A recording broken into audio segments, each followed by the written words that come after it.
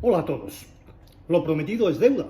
Por lo tanto, aunque sé que puede crear un poco de polémica, tal y como os prometí, hoy vengo a hablaros de... ¿De verdad suenan mejor los vinilos y las cintas? Veámoslo. La llegada a partir de los años 80 del siglo pasado de los soportes de grabación de audio digital, tales como el disco compacto, CD, supuso un cambio más que radical en la industria y en nuestra forma de entender la distribución de contenidos musicales. Por fin teníamos entre las manos un formato de calidad que podría perdurar a lo largo del tiempo sin desgaste, con el uso y manteniendo todas sus propiedades intrínsecas. Sin embargo, aunque para una gran mayoría de usuarios la calidad ofrecida era y ha sido más que satisfactoria, rápidamente surgieron detractores desde los sectores más audiófilos que renegaban del digital, los CDs y de sus primeras implementaciones por ser de inferior calidad sonora que sus equivalentes en otros formatos como los populares discos de vinilo, de los cuales volveremos a hablar el próximo viernes, los cassettes y magnetófonos de bobina abierta o reel to reel.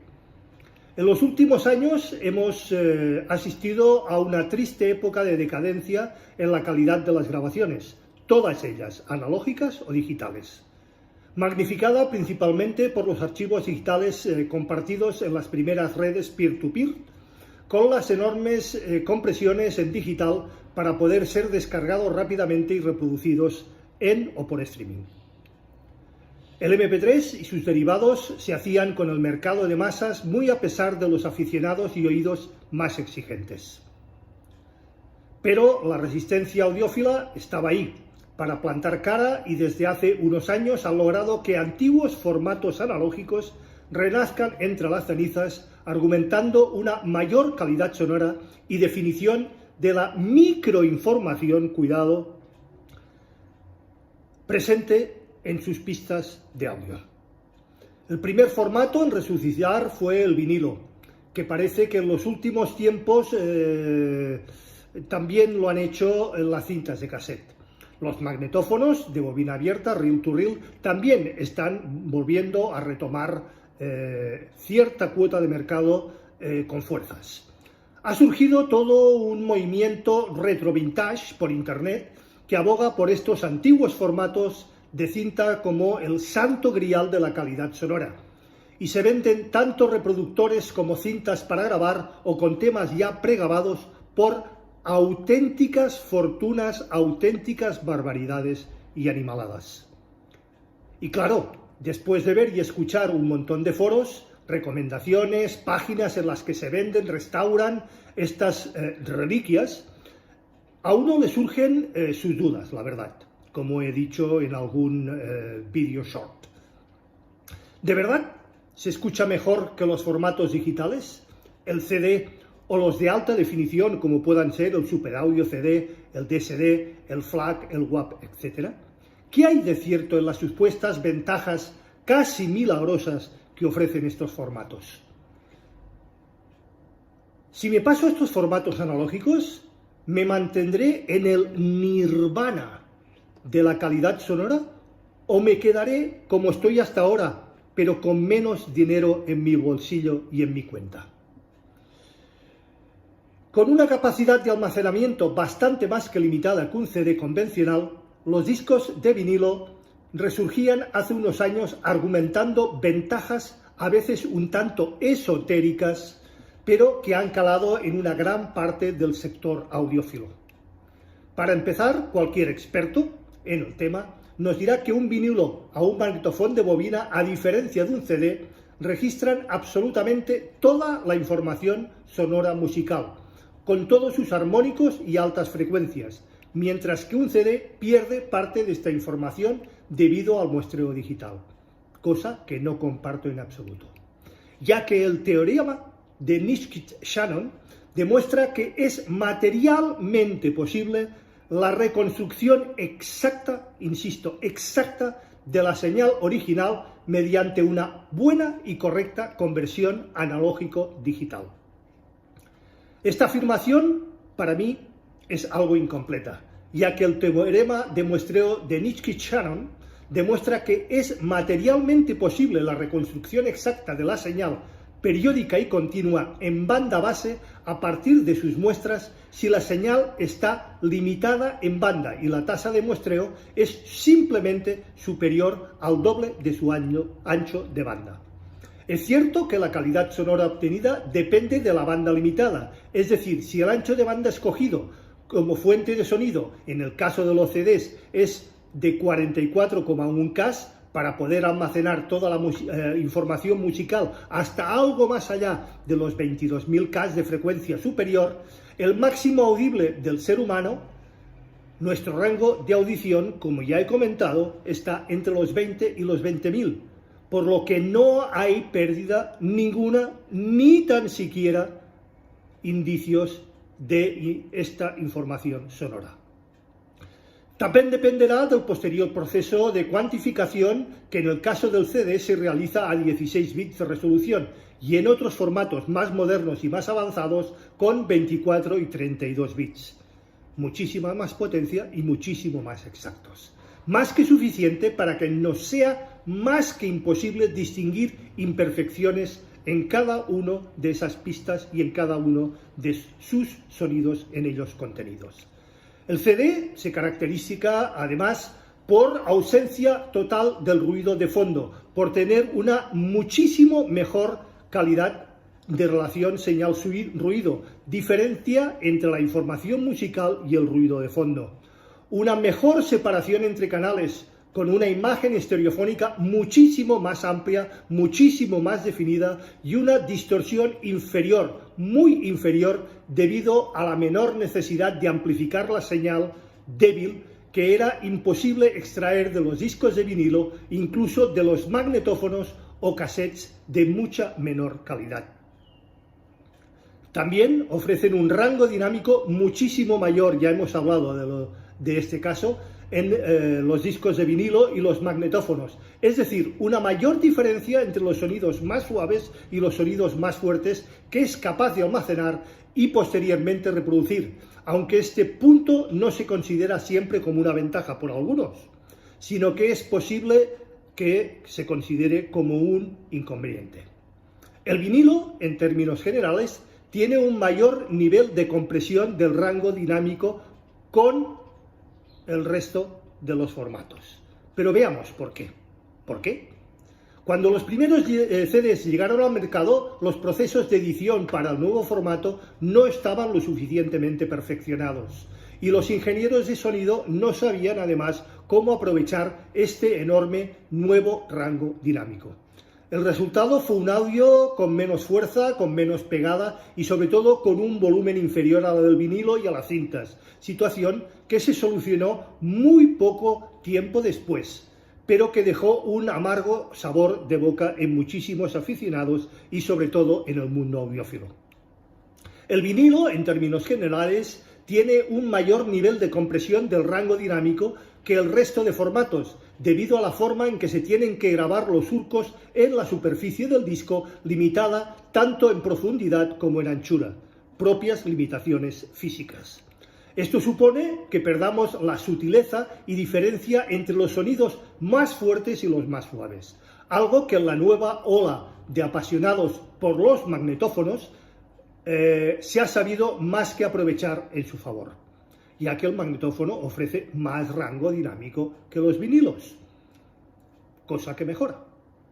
Y es que a diferencia del vinilo, la cinta es capaz de recrear mucho mejor el rango dinámico original de una grabación sin tanta compresión y con la mejor gestión de agudos y las frecuencias graves. Argumentos que se unen a la mejor capacidad para trasladar el máster original sin ningún tipo de retoque, algo que en el vinilo no es posible, ya que hay que adaptarlo a este formato físico. Literalmente la grabación no tiene que poder salirse del surco y también por las propias limitaciones impuestas por las curvas RIA.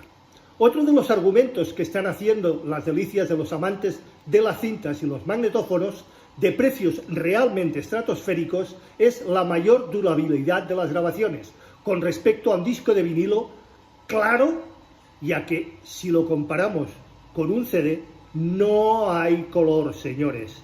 El vinilo, como ya vimos en anteriores posts y volveremos a ver, no se comporta ni tiene la misma calidad, ni tiene las mismas prestaciones cuando lo abrimos de su estuche, cuando lo pinchamos por primera vez, que en la reproducción N, que en la reproducción 100, que en la reproducción 1000.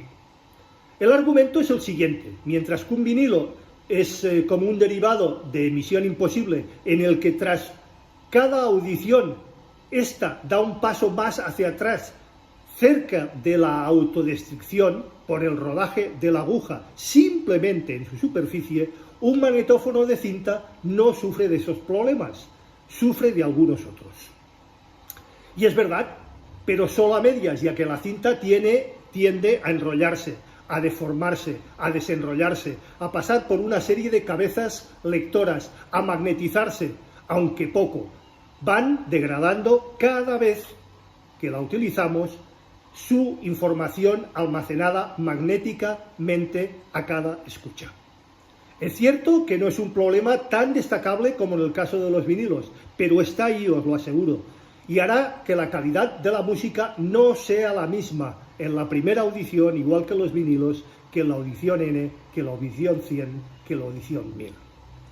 En este punto, cualquier audófilo amante de las cintas nos argumentará lo siguiente: bueno, lo que más nos has contado hasta ahora tiene cierto sentido, pero aún así los magnetófonos cuentan con un sonido más cálido, que llevan más las frecuencias medias y es mucho más agradable para la escucha que el vinilo, algo más frío y no tan gélido como los formatos digitales o los CDs. Bueno, pueden tener su razón.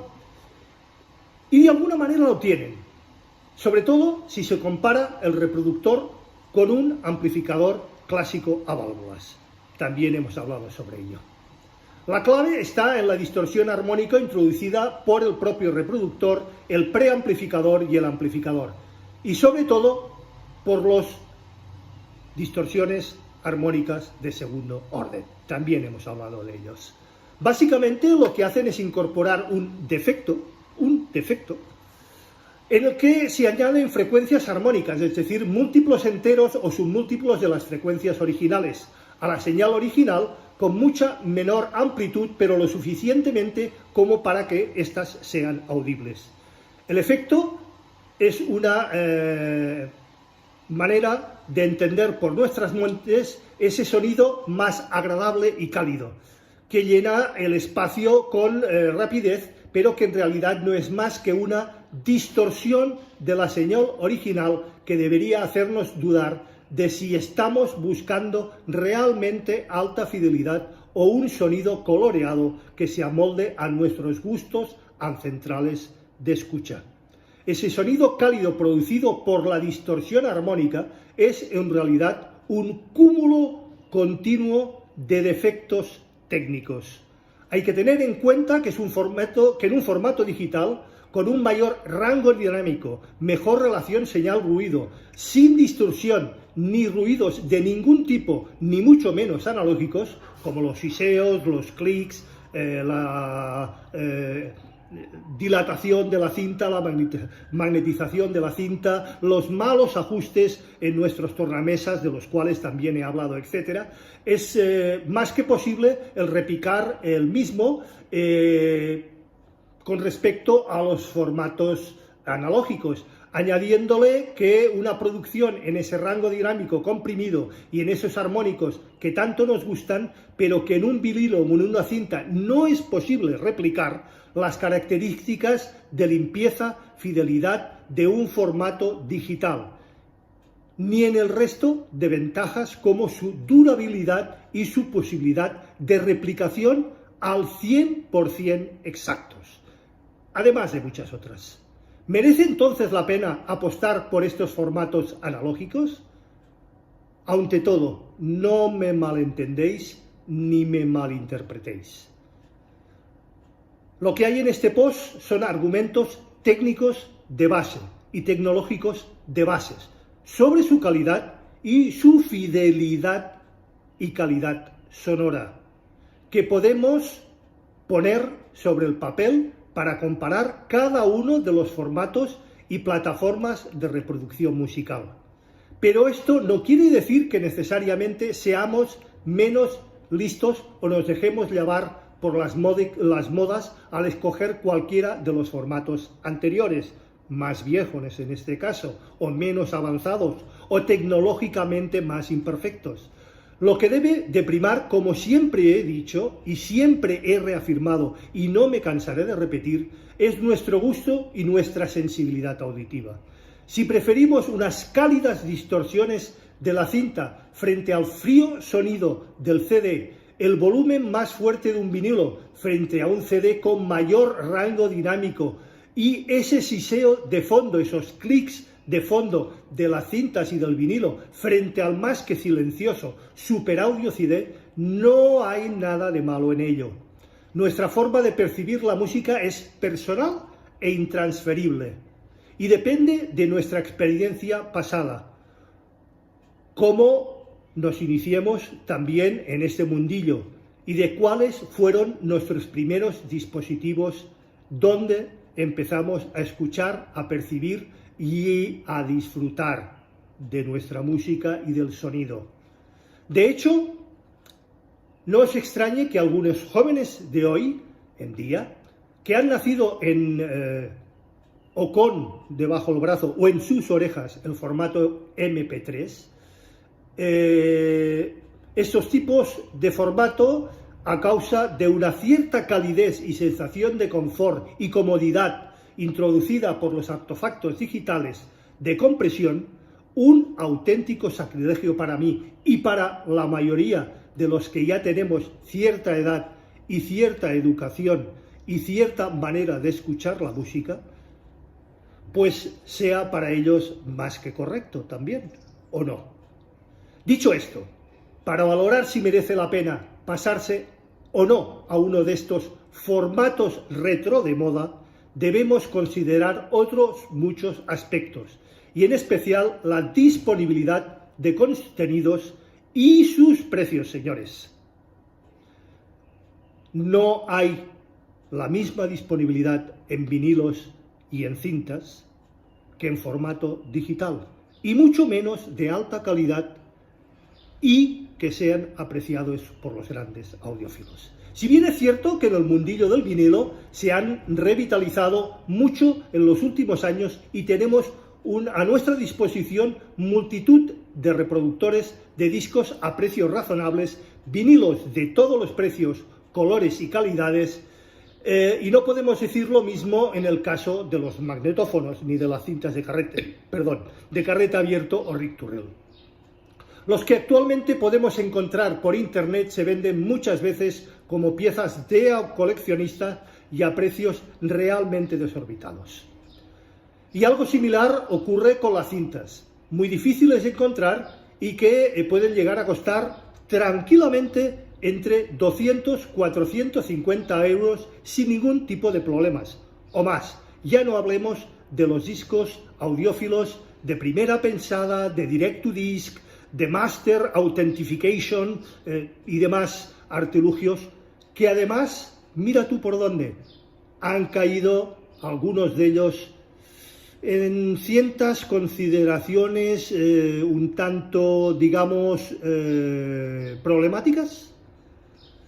Además, a estos precios se le suman los del resto de componentes del sistema de sonido, que tendrán que estar, por supuesto, a la altura para extraer el máximo potencial posible de cada uno de ellos en nuestro equipo. Muy bien, pero vuelvo a insistir, ¿merece la pena? ¿O tendré una mejoría notable con respecto a los formatos de sonido de alta fidelidad digitales? Mi experiencia es que si la grabación está correctamente realizada, la mezcla está correctamente realizada y el mastering está en las mismas calidades, tanto en analógico como en digital, no vale la pena. Mi experiencia es que si esta grabación está correctamente realizada y adaptado al formato de almacenamiento, las diferencias sónicas son totalmente inapreciables y totalmente imperceptibles. Si podéis elegir, mejor gastad vuestro presupuesto en unos buenos altavoces, unos buenos amplificadores y una buena instalación acústica y acondicionamiento de la misma. Y disfrutad con grabaciones de calidad. Vuestros bolsillos y vuestros oídos os lo agradecerán.